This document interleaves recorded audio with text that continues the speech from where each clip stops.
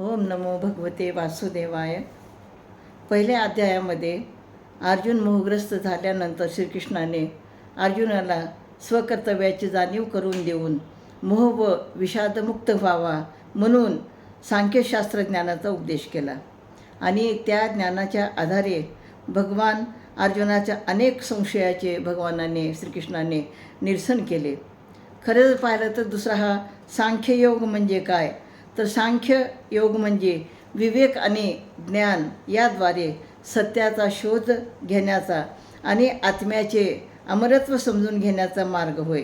यात आत्मा आणि शरीर यामधील भेद समजून घेऊन सांसारिक मोहापासून मुक्ती मिळवण्यावर भर हा सांख्ययोगमध्ये दिलेला आहे. तर याच्यामध्ये अर्जुनाच्या मनामध्ये अनेक प्रश्न पडलेले आहेत. कारण कुरुक्षेत्र भूमीवरती गेल्यानंतर अर्जुन हा मनाने खचला आणि मनाने खचल्यानंतर त्या श्रीकृष्ण आणि अर्जुन हा जो संवाद आहे, तर त्या संवादाद्वारे आपल्याला बरीच काही माहिती म्हणजे बरंच काही ज्ञान आपल्याला मिळतं. तर श्रीकृष्णाने अर्जुनाला म्हणजे वेगवेगळ्या गोष्टी सांगून त्याला युद्धासाठी प्रेरित केलं, कर्म करण्यासाठी प्रेरित केलं. मग ज्या गोष्टी श्रीकृष्णाने अर्जुनाला सांगितल्या, तर त्यामध्ये श्रीकृष्ण अर्जुनाला म्हणतात की स्वतःला कधीही तू कमी समजू नको, कारण तू शूर आहेस, वीर आहेस. आत्तापर्यंत अनेक योद्ध्यांना तू पराजित केलेला आहे, चांगल्या गोष्टीसाठी तू युद्ध केलेलं आहे.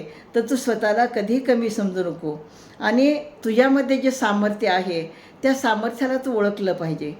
कारण सूर्यासारखा तू तेजवान आहेस, शक्तिमान आहेस, प्रकाशमान आहेस आणि तुझ्यामध्ये सामर्थ्य आहे आणि चांगल्या गोष्टीसाठी तुला युद्ध करायला पाहिजे. आणि शस्त्र टाकून देऊन हा तू मूर्खपणा करू नकोस. म्हणजे सत्य जाणून घेण्याचा तू प्रयत्न कर आणि सत्य जाणून घेऊन तुला युद्ध करायचं आहे. तर युद्ध करत असताना हा विचार करायचा आहे की आत्मा हा अमर असतो आणि आत्मा हा अमर असल्यामुळं आपण कर्म केलं पाहिजे. असे अनेक प्रश्न तुझ्यासमोर जे पडलेले आहेत, तर ह्या अनेक प्रश्नाचं उत्तर मी तुला या ठिकाणी देत आहे. आणि त्याच्यानंतर मग श्रीकृष्णाने अर्जुनाच्या मनाची स्थिती समजून घेऊन मग त्याला सांगितलं की तुला युद्ध केलंच पाहिजे. कारण तुला काय वाटतं माहीत आहे का, की आपण आईवडिलाची सेवा करावी, संतांना वंदन करावं आणि भीष्माचार्य यांची आपण सेवा करावी आणि ज्या गुरु द्रोणाचार्याने आपल्याला धनुर्विद्या शिकवली त्या गुरु द्रोणाचार्य यांच्यावरती आपण बाण कसं सोडावं, हे असे अनेक प्रश्न तुझ्या मनामध्ये पडलेले आहेत. आणि म्हणून यावेळेस मग श्रीकृष्णाने विचार केला की अशा साध्या सोप्या गोष्टीमुळं अर्जुन आणखीन युद्धासाठी प्रोत्साहित होणार नाही. आणि म्हणून त्यासाठी त्याने मग आत्म्याचा जो प्रवास असतो, तो आत्म्याचा प्रवास कशा प्रकारचा असतो याबद्दल त्यांनी माहिती दिली. आणि ते म्हणाले की जन्म मरण हा जो क्रम आहे, म्हणजे तो क्रम नित्य चालणाराच आहे.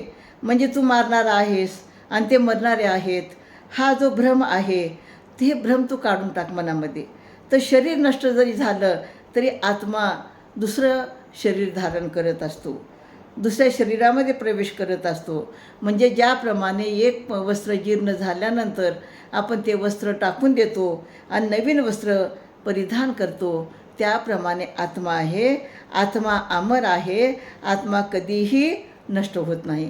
मग त्यावेळेस श्रीकृष्णाने आणखीन काही उदाहरणं दिलेली आहेत की सूर्योदय होतो आणि सूर्यास्त होतो. म्हणजे अंधार पडल्यानंतर सूर्य नाही असं आहे का? अंधार जरी पडला तरीही सूर्य आहे. आणि शरीर नष्ट झालं तरी शरीर पुन्हा आत्मा दुसरं शरीर धारण करत असतो. म्हणजे हे जे क्रिया आहे, म्हणजे जन्मानंतर मृत्यू, मृत्यूनंतर जन्म हे होत असतं. मग तू कशाला दुःख करतो? तू ह्या आत्म्याचा जो प्रवास आहे हा प्रवास तू समजून घे. त्याच्यानंतर श्रीकृष्ण अर्जुनाला म्हणतात की तुला तुझं कर्म केलं पाहिजे, स्वधर्म तुझा तू केला पाहिजे. स्वधर्म म्हणजे काय, तर स्वधर्म म्हणजे की लढणे हा तुझा धर्म आहे. चांगल्या गोष्टीसाठी युद्ध करणे, कारण कौरव तुझं राज्य तुझ्यापासून हिसकावून घेत आहेत, तुला त्या राज्य देत नाहीत, ते राज्य तुझं आहे आणि त्यासाठी लढणं, युद्ध करणं हा तुझा धर्म आहे. दयाभाव हा महत्त्वाचा गुण आहे, पण चुकीच्या ठिकाणी दयाभाव हा दाखवायचा नसतो.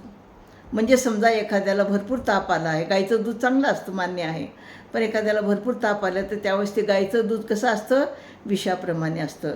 आणि म्हणून योग्य वेळीस योग्यच गोष्ट आपण केली पाहिजे. दयाभाव म्हणजे योग्य ठिकाणी दाखवायला पाहिजे.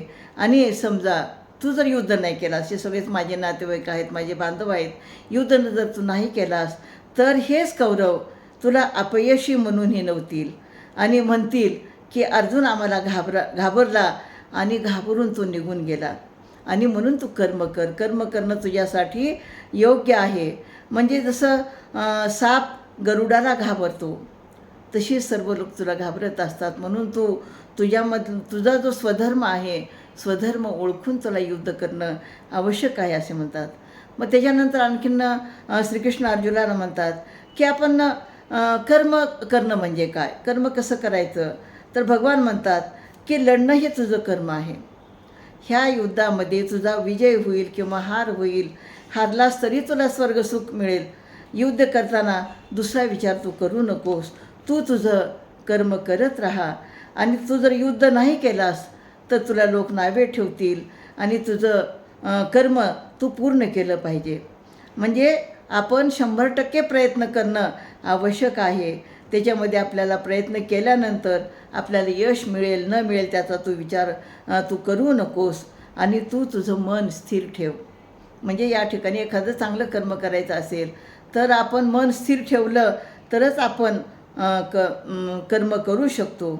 आणि म्हणून तू कसं व्हायला पाहिजे, स्थितप्रज्ञ व्हायला पाहिजे.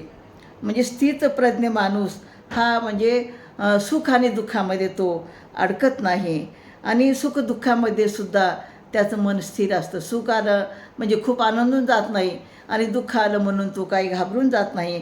असं तू स्थितप्रज्ञ होणं गरजेचं आहे. आणि तू म्हणजे असं सहजासहजी स्थितप्रज्ञ माणूस चिडत नाही, तो शांत राहतो. आणि म्हणून स्थितप्रज्ञ माणूस कुणालाही घाबरत नाही आणि तो सर्वांशी समबुद्धीने वागतो. म्हणजे समबुद्धीने वागतं म्हणजे जसा सूर्य आहे, चंद्र आहे, तर सूर्य चंद्र हे म्हणजे काही जणाला प्रकाश देतात किंवा काही जणाला देत नाहीत असं आहे का, नाही. तर त्याप्रमाणे तू समबुद्धीने वागलं पाहिजे आणि तू तुझ्या इंद्रियावरती नियंत्रण ठेवलं पाहिजे. तू घाबरून जाऊन गांडीव गळून जातं काय की असं तुला वाटतं की नाही, तर तुझं मन जेव्हा शांत होईल तेव्हा तुझं इंद्रियावर तुझं नियंत्रण राहील. मग यासाठी एक उदाहरण श्रीकृष्णाने दिलेलं आहे की कासव काय करतो की एखादं संकट जर त्याच्यासमोर येतं आहे असं वाटत असेल तर ते आपले सर्व अवयव तो काय करतो, त्या कवचामध्ये सुरक्षित ठेवतो. म्हणजे सर्व अवयव तो आखडून घेतो. तर त्याप्रमाणे तू तुझ्या इंद्रियावरती नियंत्रण ठेव. आणि जे स्थितप्रज्ञ लोक असतात ते प्रसन्न असतात. म्हणजे कधीही त्यांच्या म्हणजे सुखदुःख काही जरी आलं, काही जरी समस्या आल्या तरी ते प्रसन्न असतात आणि त्यांचं मन स्थिर असतं, ते कधीही चंचल नसतात. आणि स्थितप्रज्ञ लोक आपली मर्यादा जाणतात. म्हणजे मग आपल्या मर्यादेप्रमाणेच ते राहतात आणि ते निश्चल असतात, कधीही अस्थिरते होत नाहीत. म्हणजे बघा की कितीही जरी नद्या समुद्रामध्ये येऊन मिळाल्या तरी समुद्र आपली मर्यादा सोडतो का, सोडत नाही. त्याचप्रमाणे स्थितप्रज्ञ व्यक्ती हा आपली मर्यादा जाणतो. म्हणजे ज्याप्रमाणे संत मंडळी स्थितप्रज्ञपणे राहतात तसं तुला राहायला पाहिजे असं या ठिकाणी श्रीकृष्ण अर्जुनाला म्हणतात. मग तर अर्जुनाच्या ह्या शंका ऐकल्यानंतर मग ह्या ज्या शंका ज्या निर्माण झाल्या अर्जुनाच्या मनामध्ये, तर म्हणजे कशामुळे निर्माण झाल्या की अर्जुनाला असं वाटतं की राज्य कशाला मिळवायचं, मुळात मी हे कर्म का करायचं. तर श्रीकृष्णाने अर्जुनाला सांगितले तो हा कर्मयोग आहे. आणि तो जो कर्मयोग आहे म्हणजे प्रत्येक माणसाने आपण आपल्या जीवनात आल्यानंतर कर्म करणं गरजेचं असतं. तर तो कर्मयोग हा श्रीकृष्णाने अर्जुनाला 3ऱ्या अध्यायात सांगितलेला आहे. आणि तो 3ऱ्या अध्यायातला कर्मयोग आपण पाहूया. कारण माणसाने आपल्या जीवनामध्ये प्रत्येकाने कर्म करणं गरजेचं आहे असं या कर्मयोगाच्या 3ऱ्या अध्यायामध्ये आपण पाहूया. ओम भगवते वासुदेवाय नमः.